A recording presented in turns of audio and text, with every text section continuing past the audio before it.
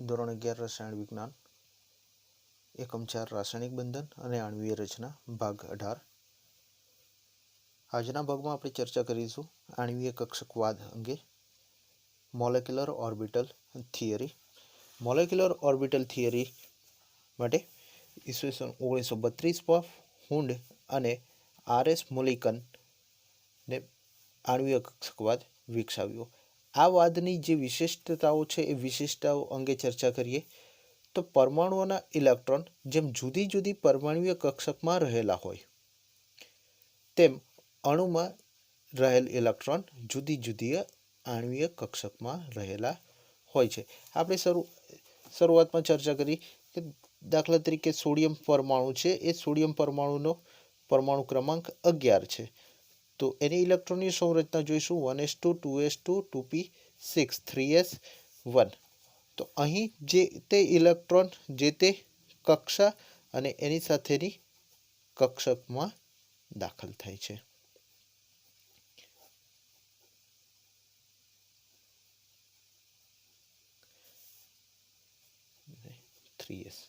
Okay, તો 3s કક્ષકમાં એક electron બાકી રહે છે. તો એ જ મુજબ અહીં ઇલેક્ટ્રોન જુદી જુદી પરમાણુય કક્ષકમાં રહેલો છે, તે પ્રમાણે ઇલેક્ટ્રોન જુદી જુદી આણ્વીય કક્ષકમાં રહેલો છે. હવે ત્યારબાદ અગત્યનો મુદ્દો છે જેમાં તુલનાત્મક મતલબ લગભગ સરખી ઉર્જા અને યોગ્ય સમમિતિ ધરાવતી પરમાણુય કક્ષક સંયોજાય અને આણ્વીય કક્ષક રચે છે. મતલબ અહીં આપણે જો એ ભાગની ચર્ચા કરીએ તો દાખલા તરીકે 1s કક્ષક છે જેનો આકાર ગોળાકાર છે. હવે બીજી અન્ય 1s કક્ષક સાથે જે એક સમાન ઉર્જા ધરાવે છે એ જ એની સાથે સંમિશ્રણ પામશે. અહીં px કક્ષક કે pz કક્ષક એકબીજા સાથે સંમિશ્રિત થશે. 2pz કક્ષક સંમિશ્રિત થશે. તો અહીં એન્ડ ટુ એન્ડ ઓવરલેપિંગ થાય છે, મતલબ સંમિશ્રણ પામે છે. તો લગભગ સરખી ઉર્જા અને યોગ્ય સમમિતિ ધરાવતી પરમાણુય કક્ષક સંયોજાય અને આણ્વીય કક્ષક રચે છે. મતલબ અહીં ઝેડ અક્ષ ઉપરની જે કક્ષકો છે એ જ સંમિશ્રણ પામે છે. અહીં એવું નથી બનતું કે એક 2pz છે અને એની સાથે આ પ્રમાણે 2px કક્ષકનું સંમિશ્રણ થશે. તો 2px અને 2px વચ્ચે જ સંમિશ્રણ થાય, ક્યાં તો એન્ડ ટુ એન્ડ અથવા તો સાઇડ વાઇઝ જ્યારે ઓવરલેપિંગ થશે ત્યારે પાઈ બંધ બનાવે છે અને જ્યારે એન્ડ ટુ એન્ડ ઓવરલેપિંગ થાય છે ત્યારે સિગ્મા બંધ બનાવે છે. હવે ત્રીજા મુદ્દાની ચર્ચા કરીએ તો જ્યારે પરમાણુય કક્ષકમાં ઇલેક્ટ્રોન એક કેન્દ્રથી અસર પામે છે તેમ આણ્વીય કક્ષક બે કે તેથી વધારે કેન્દ્રોમાં જે અણુના પરમાણુની સંખ્યા છે તેના ઉપર આધારિત હોય છે. મતલબ સરળ ભાષામાં જો કહીએ તો કે પરમાણુય કક્ષક એક કેન્દ્રી હોય છે. એક કેન્દ્રી અંગ્રેજીમાં કહીશું મોનોસેન્ટ્રિક, અને આણ્વીય કક્ષક જે બહુકેન્દ્રીય હોય છે, બહુકેન્દ્રીયનું અંગ્રેજીમાં કહીશું પોલીસેન્ટ્રિક. ત્યારબાદ ચોથા મુદ્દાની ચર્ચા કરીએ તો રચાયેલી આણ્વીય કક્ષકની સંખ્યા અને સંયોજતા પરમાણુય કક્ષકની સંખ્યા સરખી હોય છે. દાખલા તરીકે અહીં આપણે વાત કરીએ તો જો બે એટમિક ઓર્બિટલ આણ્વીય કક્ષક સંયોજાય તો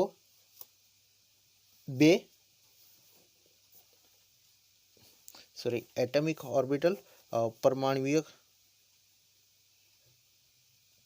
કક્ષક, અહીં એઓ નો મતલબ થશે એટમિક ઓર્બિટલ જેને પરમાણુય કક્ષક અને BO નો મતલબ થશે બોન્ડિંગ ઓર્બિટલ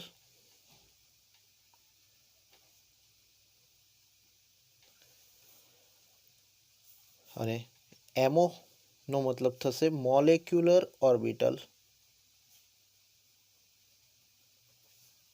મોલેક્યુલર આણ્વીય કક્ષક। તો અહીં બે પરમાણુય કક્ષક સંયોજાય છે ત્યારે બે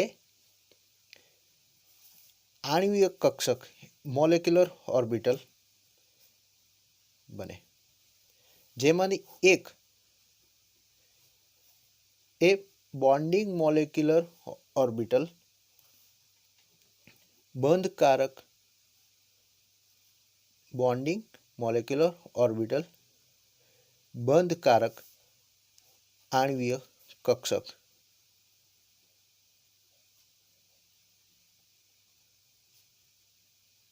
અને બીજી એ અબંધકારક ABMO અબંધકારક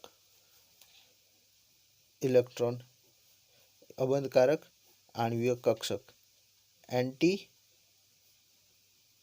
બોન્ડિંગ મોલેક્યુલર ઓર્બિટલ અબંધકારક આણ્વીય કક્ષક રચાય। તો બે પરમાણુય કક્ષક સંયોજાય ત્યારે બે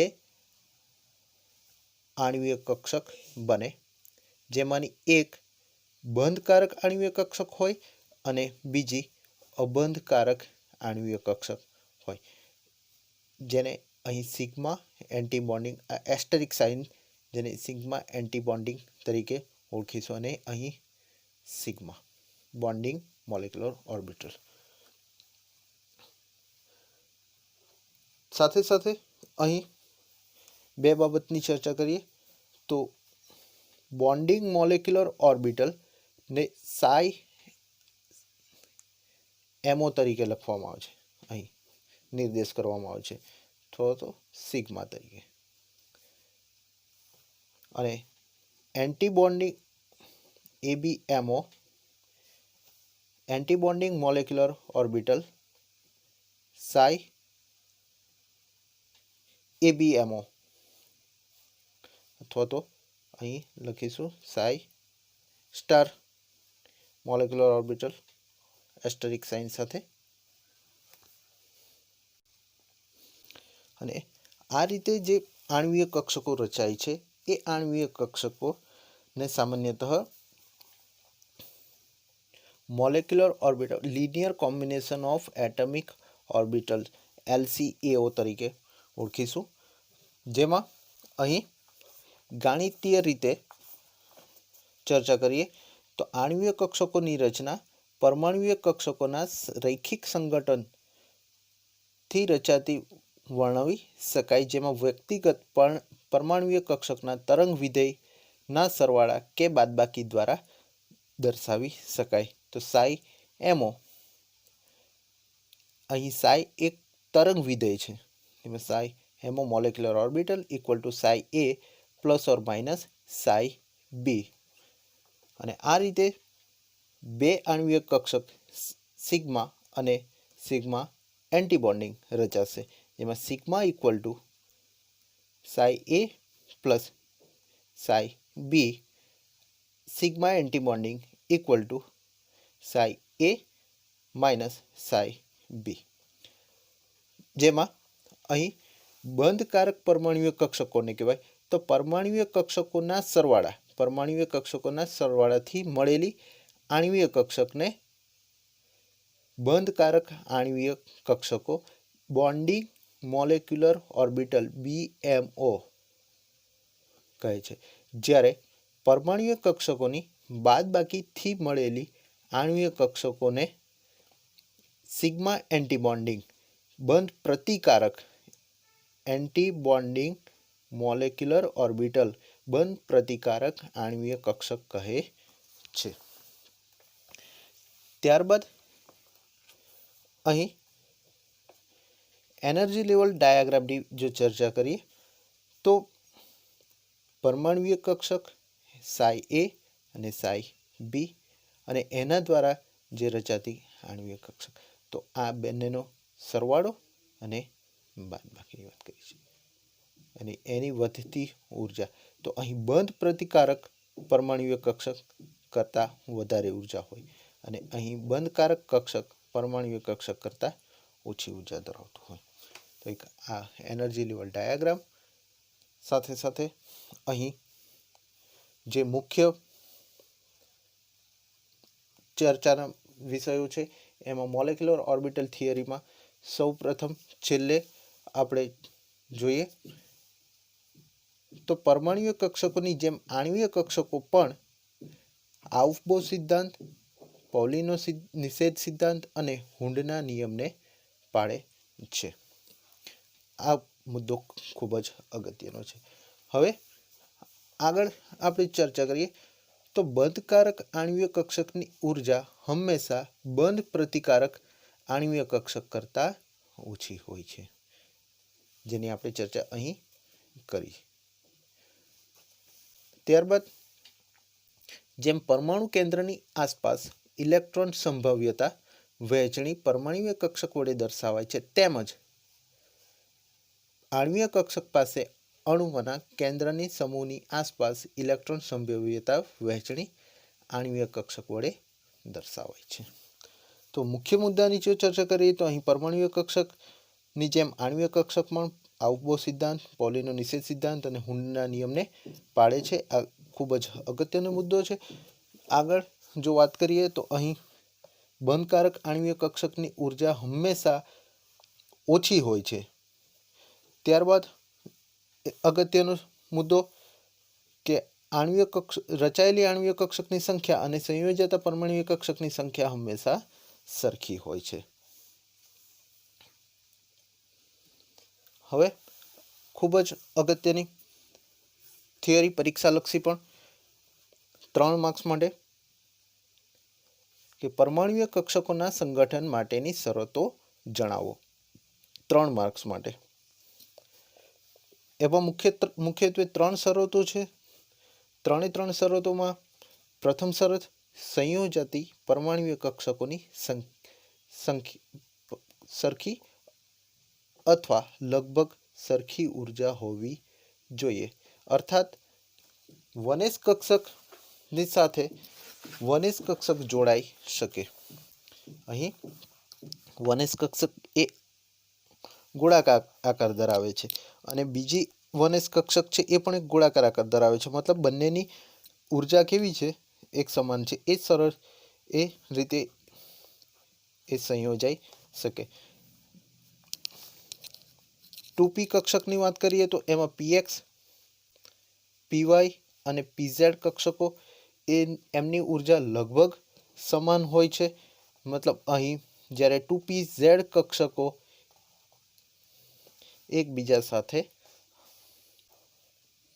આ રીતે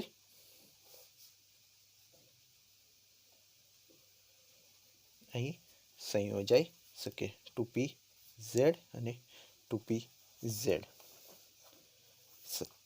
એન્ડ ટુ એન્ડ છેડાથી છેડા સાથેનું સંમિશ્રણ તો સિગ્મા બંધ બને અને જો સાઇડ વાઇઝ ઓવરલેપિંગ હોય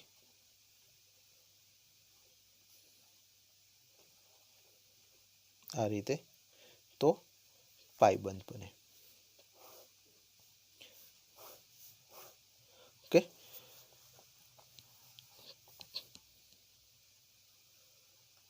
આ રીતે એક્સ એક્સિસ ઉપર હોય તો 2px અને 2px મિશ્રિત થાય. મતલબ ઉર્જા કેવી હોવી જોઈએ? લગભગ સમાન હોવી જરૂરી છે. લગભગ સમાન ઉર્જા હોવી જરૂરી છે. બીજી વાત, અહીં ઉદાહરણ દ્વારા પણ એ જ સમજાવ્યું છે કે 1s કક્ષક બીજી 1s કક્ષક સાથે સંયોજાશે અને 2s કક્ષક સાથે ન સંયોજાય, કારણ કે 2s કક્ષકની ઉર્જા અને 1s કક્ષકની ઉર્જામાં ફેરફાર હશે. શું હશે? તો 2s કક્ષકની ઉર્જા વધારે હશે. હા, આ બાબતો અહીં એક લાગુ નથી પડતી, મતલબ મર્યાદા છે કે જો પરમાણુઓ જુદા જુદા હોય તો આ સાચું નથી. આ એની મર્યાદા થઈ ગઈ. બીજી બાબત અહીં જોઈશું તો સંયોજાતી પરમાણ્વીય કક્ષક આણ્વીય કક્ષક પર સરખી રીતે સમમિત હોવી જોઈએ. અહીં પણ એ જ ચર્ચા કરવામાં આવી છે કે આપણે અહીં સમજ્યા કે 2px કક્ષકો જ એકબીજા સાથે સંમિશ્રિત થઈ શકે. અહીં 2pz અને 2px કક્ષકો એકબીજા સાથે સંમિશ્રિત થઈ શકે નહીં. મતલબ અહીં 2px સાથે 2px કક્ષક, 2py સાથે 2py અને 2pz સાથે 2pz કક્ષક જ સંમિશ્રણ પામી શકે. મતલબ એમની સમમિતિ સરખી હોવી જરૂરી છે, ક્યાં તો z અક્ષ ઉપર, x અક્ષિસ ઉપર અથવા તો y અક્ષિસ ઉપર. એ જ મુજબ અહીં ઉદાહરણ તરીકે સમજાવવામાં આવ્યું છે કે z અક્ષને આણ્વીય કક્ષક તરીકે લેવાય. અહીં નોંધવું જરૂરી છે કે પરમાણ્વીય કક્ષક જેમની ઉર્જા અને જેમની સમમિતિ સરખી નહીં હોય તો તેઓ સંયોજાઈ શકે નહીં. એટલે અહીંયા સમજાવવામાં આવ્યું છે ઉદાહરણથી કે એક પરમાણુની 2pz અને બીજા પરમાણુની 2pz કક્ષક સંયોજાશે, પરંતુ 2px અને 2py એક સાથે સંમિશ્રણ પામી શકે નહીં, કારણ વધુમાં વધુ સંમિશ્રણ થવું જરૂરી છે. તો એ જ મુદ્દાને આગળ ચર્ચા કરી છે ત્રીજા શરતમાં કે સંયોજાતી પરમાણ્વીય કક્ષકોનું મહત્તમ માત્રામાં સંમિશ્રણ થવું જરૂરી છે. જેટલું સંમિશ્રણ વધારે હશે, મહત્તમ હશે,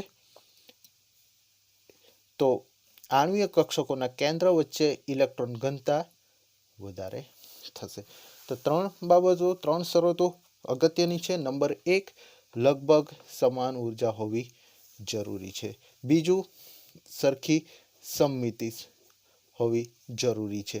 અને ત્રીજું, મહત્તમ માત્રામાં સંમિશ્રણ જરૂરી છે. તો મિત્રો, આ જે ભાગ છે પરમાણ્વીય કક્ષકોના સંગઠન માટેની મુખ્ય 3 શરતો.